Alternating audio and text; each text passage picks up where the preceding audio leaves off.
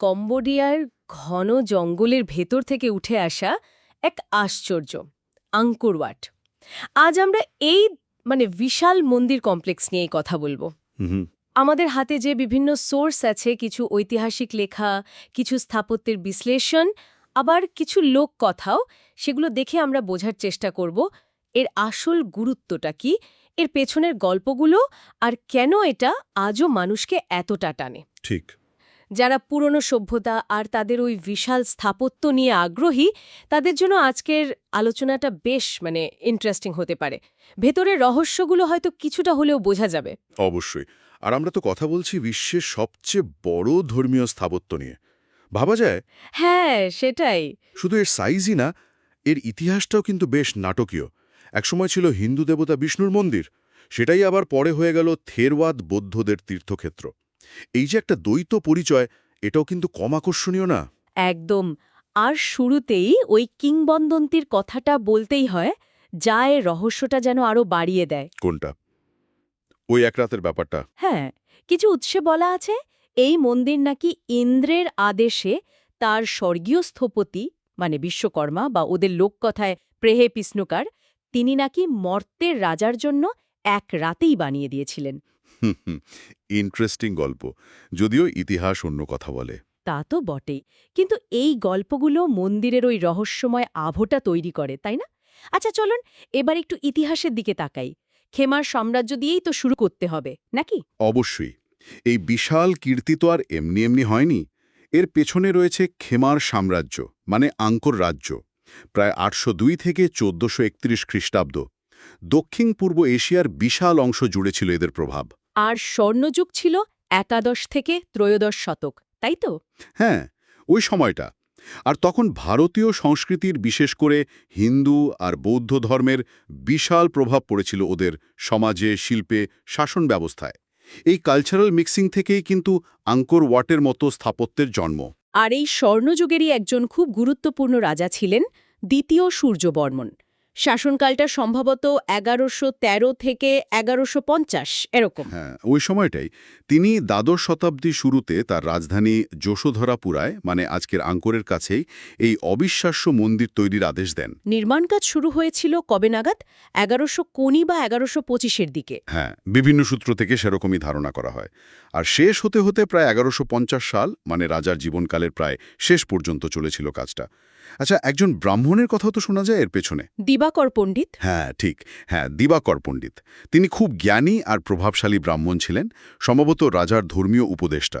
কিছু সোর্স বলে এই মন্দির তৈরির পরিকল্পনায় তার বড় ভূমিকা ছিল। আর মন্দিরটা উৎসর্গ করা হয়েছিল বিষ্ণুকে। হ্যাঁ, বিষ্ণুকে, যেটা কিন্তু তৎকালীন খমর রাজাদের মধ্যে শৈব, মানে শিবের উপাসনার যে ধারা ছিল, তার থেকে একটু আলাদা। তার মানে এটা শুধু মন্দির ছিল না, রাজার সমাধি মন্দিরও হওয়ার কথা ছিল। ধারণা করা হয় সেরকমই। মানে এটা ছিল স্টেট টেম্পল আর তার মৃত্যুর পর ফিউনারারি টেম্পল। আর মজার ব্যাপার হলো, আমরা যে একে আঙ্কোর ওয়াট বলি, এর আসল নাম কিন্তু জানা যায়নি। ও, তাই নাকি? হ্যাঁ, সম্ভবত প্রধান দেবতার নামে ছিল ভ্রা বিষ্ণুলোক, মানে বিষ্ণুর পবিত্র ধাম আর কি। তার মানে এটা শুধু একটা মন্দির ছিল না, এর পরিধিটা আরও বড় ছিল। আর বলছিলেন রাজার মৃত্যুর পর কাজ অসম্পূর্ণ ছিল। ঠিক। রাজার মৃত্যুর পর, সম্ভবত ১১৫০-এর কিছু পরে, মন্দিরের কিছু কাজ, বিশেষ করে ধরুন বাইরের দিকের গ্যালারির কিছু অলঙ্করণ, সেগুলো আর শেষ হয়নি। আচ্ছা। ওই অসম্পূর্ণ কাজগুলো কিন্তু আবার সময়ের সাথে স্টাইলের পরিবর্তন বোঝারও একটা সূত্র। আর হ্যাঁ, আঙ্কোর ওয়াটকে শুধু একটা মন্দির ভাবলে একদমই ভুল হবে। এর বিশাল চত্বর, পরিখা, ভেতরের নানা কাঠামো, সব মিলে একটা বিশাল রাজকীয় আর ধর্মীয় প্রাণকেন্দ্র ছিল। মানে শুধু পুজো আর্চা না, রাজসভা বা প্রশাসনিক কাজও হতো। হ্যাঁ, সেরকমই সম্ভাবনা। অনেকটা একটা ছোট শহরের মতো ব্যাপার। কিন্তু এই শান্ত পরিবেশ তো টেকেনি। ১১৭৭ সালে চামদের আক্রমণ। হ্যাঁ, ওটা একটা বড় ঘটনা। খেমারদের পুরনো শত্রু, মানে আজকের ভিয়েতনামের চাম জাতি, তারা আঙ্কোর আক্রমণ করে শহরটা প্রায় ধ্বংস করে দেয়। এটা খেমারদের জন্য বিরাট ধাক্কা ছিল। বোঝাই যাচ্ছে। কিন্তু এই ধ্বংসস্তূপ থেকেই উঠে এলেন আরেক বিখ্যাত রাজা, সপ্তম জয়বর্মন। তিনি চামদের তাড়িয়ে সাম্রাজ্য পুনরুদ্ধার করলেন। আর তারপর উত্তরে বানালেন নতুন রাজধানী, আঙ্কোর থুম। আর বায়ন মন্দির। হ্যাঁ, বায়ন মন্দির। ওটা হলো নতুন রাষ্ট্রীয় মন্দির। আর এই সময় থেকেই আঙ্কোর ওয়াটের কপালে কিন্তু একটা বড় পরিবর্তন লেখা ছিল।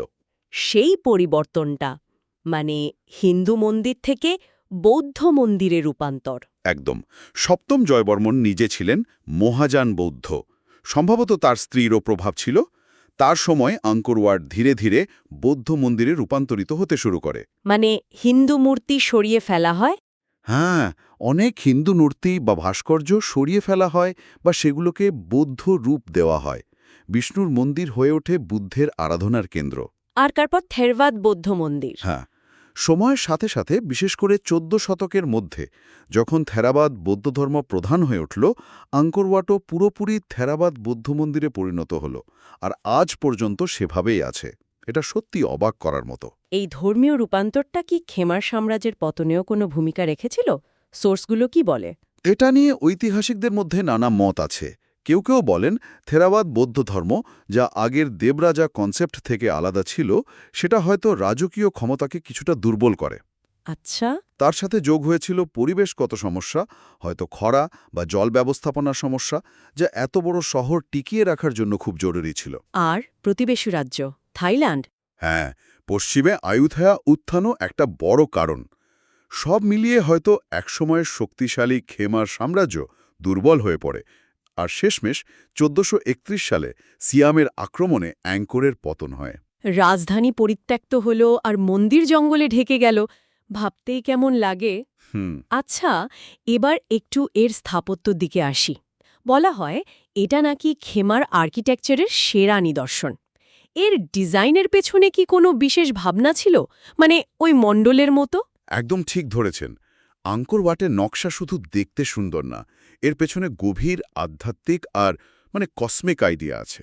একে অনেকটা 3D মণ্ডলের সাথে তুলনা করা যায়। মণ্ডল মানে তো মহাবিশ্বের প্রতীকী নকশা। হ্যাঁ, মন্দিরের বাইরের বিশাল পরিখাটা হলো আদিম মহাসাগর। তারপর পরপর ৩টে দেয়াল ঘেরা চত্বর, এগুলো যেন পর্বতশ্রেণী বা আলাদা জগৎ। আর একেবারে কেন্দ্রে ৫টা উঁচু চূড়া, ওগুলো হলো দেবলোকের কেন্দ্র, মেরু পর্বতের ৫টা শিখর। আর সবচেয়ে উঁচু চূড়াটা? ওটা হলো অক্ষমুণ্ডি বা পৃথিবীর নাভি, মানে পৃথিবী আর স্বর্গের সংযোগস্থল। পুরো ডিজাইনটাই এমন যেন দর্শনার্থী ধাপে ধাপে জাগতিক স্তর থেকে আধ্যাত্মিক কেন্দ্রের দিকে যাচ্ছেন। একটা প্রতীকী তীর্থযাত্রা আর কি। দারুণ তো। এই বিশাল কাঠামোর গঠনটা যদি একটু বলেন, মানে কতটা ছড়ানো? এর বিশালতা সত্যি অবাক করার মতো। পুরো কমপ্লেক্সটা প্রায় ২০০ হেক্টর, ৫০০ একরের বেশি জমির উপর। ৫০০ একর?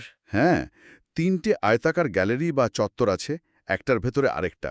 বাইরেরটা প্রায় ৩.৬ কিলোমিটার লম্বা দেয়াল আর ১৯০ মিটার চওড়া পরিখা দিয়ে ঘেরা। বাপরে! ভেতরে ঢুকলে দ্বিতীয় চত্বর, সেখানে ছোট মন্দির, লাইব্রেরি, হয়তো রাজকীয় কিছু অংশ ছিল, সেটাও প্রায় ১০০ একর। আর একদম কেন্দ্রে উঁচু প্ল্যাটফর্মের উপর ভেতরে চত্বরটা, সেখানেই ওই ৫টা পদ্মকরকের মতো টাওয়ার। আর মাঝেরটা সবচেয়ে উঁচু, ৬৫ মিটার বললেন? হ্যাঁ, প্রায় ৬৫ মিটার বা ২১৩ ফুট উঁচু। ওই কেন্দ্রীয় টাওয়ারের ভেতরেই একসময় মূল বিষ্ণু মূর্তিটা ছিল। আর এটা বানানোর কৌশলটা, এত বিশাল পাথর, তাও আবার মর্টার ছাড়া, এটা কিভাবে সম্ভব হলো? এটাই তো আঙ্কোর ওয়াটের সবচেয়ে বড় রহস্যগুলোর একটা। মূল উপাদান হলো বেলে পাথর বা স্যান্ডস্টোন। হ্যাঁ। এগুলো আনা হয়েছিল প্রায় ৪০ কিলোমিটার দূরে কুলেন পাহাড় থেকে। কিছু পাথরের ওজন ১.৫ টনেরও বেশি। ১.৫ টন? হ্যাঁ, আর এগুলো কোনো সিমেন্ট বা মর্টার ছাড়াই এমনভাবে খাপে খাপে বসানো হয়েছে যে অনেক জায়গায় দুটো পাথরের মাঝে ছুঁচোও ঢোকে না। অবিশ্বাস্য। ধারণা করা হয় ইন্টারলকিং বা খাঁজ কাটার মতো কোনো কৌশল ছিল। আর লক্ষ লক্ষ টন পাথর কিভাবে আনা হয়েছিল সেটা নিয়ে সবচেয়ে চালু মত হল নদী আর খাল দিয়ে ভেলাই করে। তারপর হয়তো হাতি বা র‍্যাম্প ব্যবহার করে তোলা হয়েছিল। হ্যাঁ, সেরকমই অনুমান। পুরো কাজটায় যে লক্ষ লক্ষ শ্রমিক, হাজার হাজার শিল্পী, কারিগর লেগেছিল তা তো বোঝাই যায়। প্রায় ৩০ বছরের বেশি সময় ধরে চলেছিল এই বিশাল কর্মযজ্ঞ। স্থাপত্য তো গেল, কিন্তু এর দেয়ালের ওই খোদাইগুলো, মানে বাস রিলিফগুলোও তো খুব বিখ্যাত। এগুলো কি স্রেফ ডেকোরেশন? না, মোটেই না। আঙ্কোর ওয়াটের বাস রিলিফসগুলো শুধু সজ্জা নয়, এগুলো হলো পাথরের ওপর আঁকা মহাকাব্য। ভেতরের গ্যালারির দেয়ালে প্রায় ৬০০ মিটার, কোনো কোনো হিসাবে ৮০০ মিটার লম্বা একটানা খোদাই করা ছবি, প্রায় ২ মিটার উঁচু। 800 মিটার! হ্যাঁ, এগুলো আসলে খেমার শিল্পীদের অসাধারণ ক্রিয়েটিভিটির প্রমাণ। একই সাথে ধর্মীয় গল্প, ঐতিহাসিক ঘটনা, আবার তখনকার সমাজ জীবনের ছবিও তুলে ধরে। কি ধরনের গল্প আছে ওখানে? রামায়ণ, মহাভারত? কি নেই বলুন, রামায়ণের যুদ্ধ, মহাভারতের কুরুক্ষেত্র যুদ্ধ, মানে সৈন্যদের বিন্যাস, রথ, অস্ত্রশস্ত্র সব ডিটেলে দেখানো। সমুদ্র মন্থনের বিখ্যাত দৃশ্যটা আছে। ও, সমুদ্র মন্থন! হ্যাঁ, দেবতা অসুর মিলে মন্দার পর্বত আর বাসুকি নাগ দিয়ে অমৃত খুঁজছে। বিষ্ণুর নানা অবতার, প্রায় 1800 অপ্সরার নাচের ভঙ্গি। 1800! হ্যাঁ, শুধু পুরাণ না, ঐতিহাসিক দৃশ্যও আছে, যেমন রাজা দ্বিতীয় সূর্যবর্মনের সৈন্যবাহিনীর কুচকাওয়াজ। আবার তখনকার খেমার সমাজের প্রতিদিনের জীবন, বাজার, খেলা, উৎসব এসবও আছে। দেখলে মনে হয় যেন একটা পাথরের ফিল্ম স্ট্রিপ। তাই মানে এগুলো শুধু আর্ট নয়, ইতিহাসের দলিলও। অবশ্যই, খেমারদের বিশ্বাস, দর্শন, জীবনযাত্রা, শিল্পবোধ সবকিছু জানার জন্য এই রিলিফগুলো অমূল্য। ডিটেলিংগুলো দেখলে অবাক হতে হয়। পোশাক, গয়না, মুখের অভিব্যক্তি সব নিখুঁত। কিভাবে যে ওরা সমান পাথরের ওপর 3D এফেক্ট এনেছে সেটাও একটা বিস্ময়। হিন্দু পুরাণ আর স্থানীয় খেমার সংস্কৃতির একটা অসাধারণ মিশ্রণ ঘটেছে এই শিল্পে। এত কিছু, মানে এই বিশাল নির্মাণ, এত শিল্পকর্ম সবকিছু মিলিয়ে অ্যাঙ্কর ওয়াটকে ঘিরে নিশ্চয়ই অনেক রহস্য বা অমীমাংসিত প্রশ্নও আছে। রহস্য তো আছেই, আর সেটাই হয়তো এর আকর্ষণ আরও বাড়িয়ে দিয়েছে। প্রথমত ওই নির্মাণ কৌশল। এত ভারী পাথর সরানো আর মর্টার ছাড়া বসানো, এর সঠিক পদ্ধতিটা কী ছিল তা নিয়েও আজও গবেষণা চলছে। ঠিক। দ্বিতীয়ত ওই হারিয়ে যাওয়ার শহর ব্যাপারটা। রাজধানী সরে যাওয়ার পর অ্যাঙ্কর শহরটা তো জঙ্গলে ঢেকে গিয়েছিল কয়েকশো বছর ধরে। 19 শতকে ফরাসিরা যখন একে আবার বিশ্বের সামনে আনে, তখন এর অবস্থা ছিল একদম রহস্যময়, যদিও স্থানীয়রা জানত এর কথা। আচ্ছা, আর কিছু গভীর রহস্য, যেমন অ্যাস্ট্রনমির সাথে কানেকশন, এটা কতটা সত্যি? এটা খুব ইন্টারেস্টিং। অনেক গবেষণা বলছে অঙ্কর ওয়াটের ডিজাইন আর ওরিয়েন্টেশনের সাথে অ্যাস্ট্রোনমির গভীর যোগ আছে। মন্দিরটা পশ্চিমমুখী, যেটা হিন্দু মন্দিরের জন্য একটু অন্যরকম। হ্যাঁ, বেশিরভাগ তো পূর্বমুখী হয়। ঠিক, এর কারণ হয়তো বিষ্ণুর সাথে পশ্চিমের সম্পর্ক, বা এটা সমাধি মন্দির ছিল বলে। সবচেয়ে মজার হলো বছরের বিশেষ দিনে, যেমন মহাবিষুবের সময়, সূর্যোদয় দেখলে মনে হয় সূর্য ঠিক মাঝখানে চূড়াটার মাথা দিয়ে উঠছে। তাই নাকি? হ্যাঁ, অ্যালাইনমেন্টটা এত নিখুঁত যে কাকতালীয় বলা মুশকিল। শুধু তাই না, মন্দিরের মাপযোগ, বিভিন্ন কাঠামোর দূরত্ব, খোদাইয়ের মধ্যেও নাকি অ্যাস্ট্রোনমির নানা হিসাব আর চিহ্ন খুঁজে পাওয়া গেছে। তার মানে এটা একটা অ্যাস্ট্রোনমিক্যাল অবজারভেটরিও ছিল। সেরকমই মনে করা হয়। শুধু উপাসনা নয়, বিজ্ঞান চর্চা হতো হয়তো। দারুণ। আর কোনো রহস্য? আরও আছে, যেমন ওই হিন্দু থেকে বৌদ্ধ মন্দিরের রূপান্তরের কারণ আর প্রক্রিয়াটা ঠিক কী ছিল তা নিয়ে ঐতিহাসিকদের মধ্যে এখনও পুরো একমত নেই। আচ্ছা। আবার মাটির নিচেও রহস্য আছে। স্যাটেলাইট ইমেজ বা লিডার স্ক্যানিং করে মন্দিরের আশেপাশে আর নিচে আরও পুরনো কাঠামোর ইঙ্গিত পাওয়া গেছে। পুরনো কাঠামো মানে? হ্যাঁ, হয়তো পুরনো জলাধার বা কোনো গোপন সুড়ঙ্গ, বা আঙ্কর ওয়াট তৈরিরও আগের কোনো মন্দির বা অন্য কিছু। গবেষণা চলছে, কে জানে মাটির নিচে হয়তো আরও বড় কোনো রহস্য আছে। আর আঙ্কর নগরীর ওই বিখ্যাত জলব্যবস্থাপনা, সেটার কথা তো বলতেই হয়। হ্যাঁ, ওটা তো মানে মিডল এজের ইঞ্জিনিয়ারিংয়ের একটা অবিশ্বাস্য উদাহরণ। পুরো আঙ্কর শহর জুড়ে ছিল বিশাল এক হাইড্রোলিক সিস্টেম, বিশাল কৃত্রিম জলাধার, মানে বারায়, শত শত কিলোমিটার খাল, বাঁধ, এক জটিল নেটওয়ার্ক। কি কাজে লাগতো এগুলো? একদিকে চাষের জন্য জলের যোগান দিত, বছরে 3 বার ফসল ফলানো যেত। আবার বর্ষার জল ধরে রেখে বন্যা নিয়ন্ত্রণ করত। আবার এগুলো শহরের ডিজাইনেরও অংশ ছিল, ধর্মীয় ধারণার সাথে যুক্ত ছিল। ভাবুন, 12 শতকের প্রযুক্তি। সত্যিই অবিশ্বাস্য। আর হ্যাঁ, কিছু রহস্যময় লিপি বা চিহ্নের কথাও বলতে হয়। মন্দিরের গায়ে এমন কিছু খোদাই বা চিহ্ন আছে যার মানে আজও ঠিক বোঝা যায়নি। হয়তো কোনো হারানো ভাষা, বা অ্যাস্ট্রোনমি, বা কোনো গোপন রিচুয়ালের সংকেত।